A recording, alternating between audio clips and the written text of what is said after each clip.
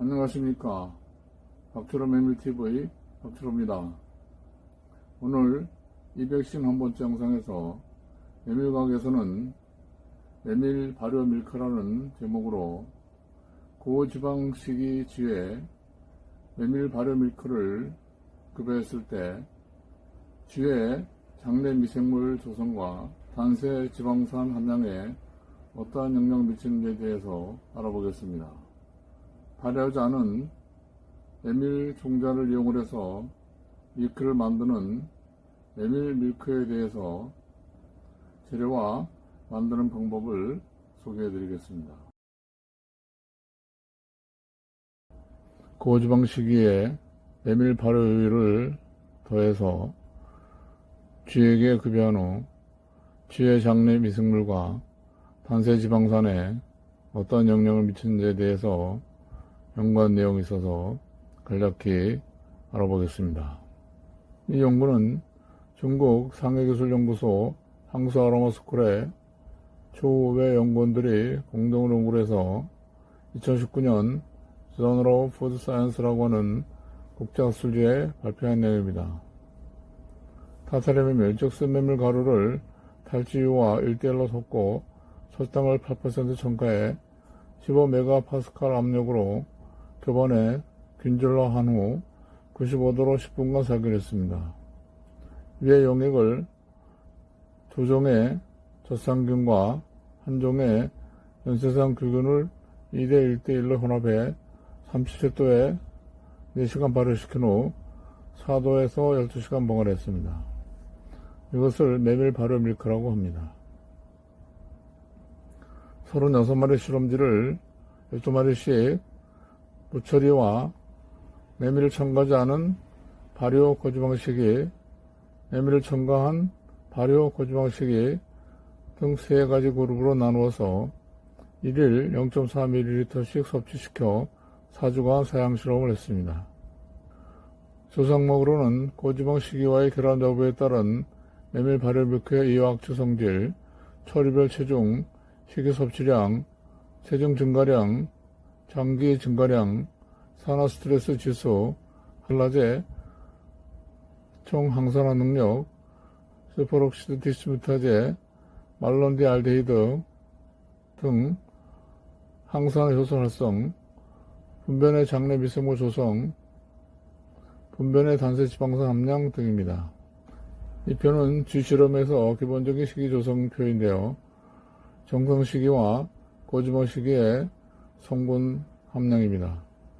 정상 시기보다 고지방 시기가 옥수수 기름이 7%, 지방이 15% 더 많았고, 탄수화물은 정상 시기가 고지방 시기보다 14.4% 더 많았습니다.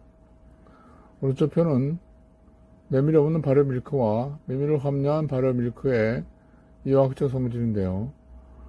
메밀이 없는 발효 밀크, 즉 FM보다 메밀을 함유한 발효 밀크 BFM이 단백질, 지방, 탄수화물 및 에너지가 더 높았습니다. 적정산도도 메밀을 함유한 발효 밀크가 메밀을 함유하지 않은 발효 밀크보다 0.05% 더 높았습니다.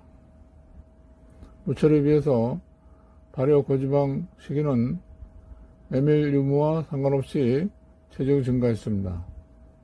그러나 메밀을 첨가한 발효 밀크는 같은 고지방 시기임에도 불구하고 메밀 무첨가 발효 밀크보다 최종적인 체중 증가량은 23.0g 대 22.4g, 체중 증가율은 12.9% 대 8.98%로 메밀 첨가한 발효 밀크가 더 낮았습니다. 식이 섭취량은 메밀 발효 밀크를 포함한 고지방 식이군이 가장 높았으나 간 무게, 간 지수, 복부 지방 무게, 복부 지방 지수 모두 메밀 무첨가 발효 밀크 고지방 식이군보다 더 낮았습니다. 특히 복부 지방 지수는 고지방 식이군에도 불구하고 메밀 발효 밀크 처리가 무처리 1.57%보다도 더 낮은 1.52%였습니다. 간, 대장, 십이지장에 대한 처리별 항산화 지수는 항산화 물질에 따라서 다소 차이가 있습니다. 스포록시드 디스미타제, 즉 SOD는 간, 십이지장, 대장 순으로 높고 고지방식임에도 불구하고 메밀 발효 밀크 처리가 무처리와 거의 같은 수준의 항산화 지수를 나타냈습니다. 총 항산화 능력, 즉 TAOC는 십이지장, 간, 대장 순으로 높았고 메밀 발효 밀크 처리가 무처리와 비슷한 수준을 보였습니다.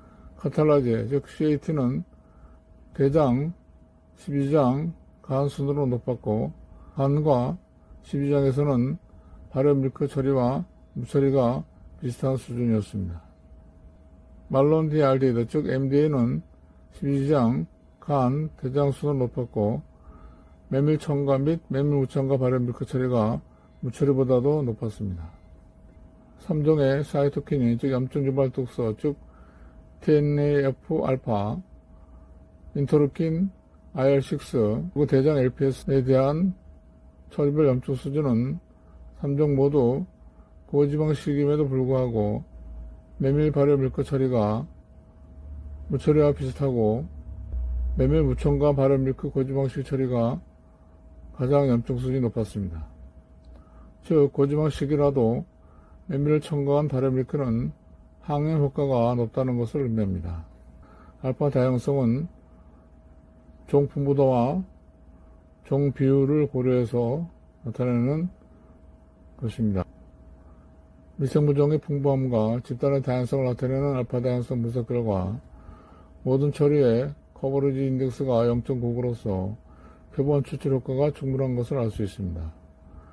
종의 비율을 나타내는 샤논 지수와 심슨 지수는 처리 간에 유의한 차이가 없는데 이것은 메밀 발효 밀크가 지분변 장내 미생물의 집단 다양성에 크게 영향을 미치지 못한 것을 의미합니다.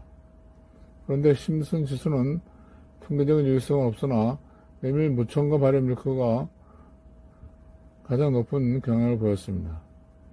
종 풍부도를 나타내는 차오 지수와 S 지수는 메밀 발효 밀크 처리가 메밀 무첨가 발효 밀크와 무처리보다도 더 높았습니다. 그런데 메밀 무첨가 발효 밀크의 차오 지수와 AS 지수는 무처리보다 낮았습니다. 이것은 메밀 무첨가 발효 밀크와 메밀 첨가 발효 밀크가 고지방식이 지에서 초래된 장내 미생물의 다양성과 종 풍부도 감소를 개선시킬 수 있음을 의미하는 것입니다. 모든 처리에서 4가지 미생물이 주종을 이룹니다. 즉 청색으로 나타낸 퍼미큐트, 주황색으로 나타낸 박테로디트스, 빨간색으로 나타낸 액티노박테리아, 초록색으로 나타낸 프리티오박테리아입니다. 그 중에서 제 장내 미생물 중 가장 풍부한 것은 퍼미큐트와 박테로디트입니다. 메밀 무첨가 발효 밀크 처리에 비해서 메밀 발효 밀크 처리 시 퍼미큐트는 더 많고 박테로디트는 더 적은 결과입니다. 이와 같은 결과는 다당류와 지방의 분해를 가져옵니다. 퍼미큐트와 박테로디트의 비율이 높은 것은 고지방 소비에 의한 비만율의 장내 색인 불균형에 대한 하나의 특성이라고 할 수 있습니다. 고지방식에 의해서 초래된 변화가 메밀 발효 밀크 처리에 의해서 완화되어 최장내 미생물 조성을 정상으로 만들 수 있다고 하는 것을 의미합니다. 단세지방산은 대장에서 비소화 탄수화물과 단백질을 박테리아로 발효시킴으로써 생산됩니다. 단세지방산은 장내강으로부터 기저의 혈액 속으로 이동하는데요. 단세지방산은 에너지 구분에 의해 간 글루코스 신합성과 지방 합성을 포함하는 신호분자이기도 합니다. 장내 가장 많은 단세지방산은 아세테이트, 프로피오네이트, 부틸레이트입니다. 지분변에서 이들 3가지 지방산 모두 메밀 발효 밀크에서 가장 높았습니다. 총 지방산 함량도 무처리 19.6, 메밀 무첨가 발효 밀크 24.0, 메밀 발효 밀크 처리 26.7로 가장 높았습니다.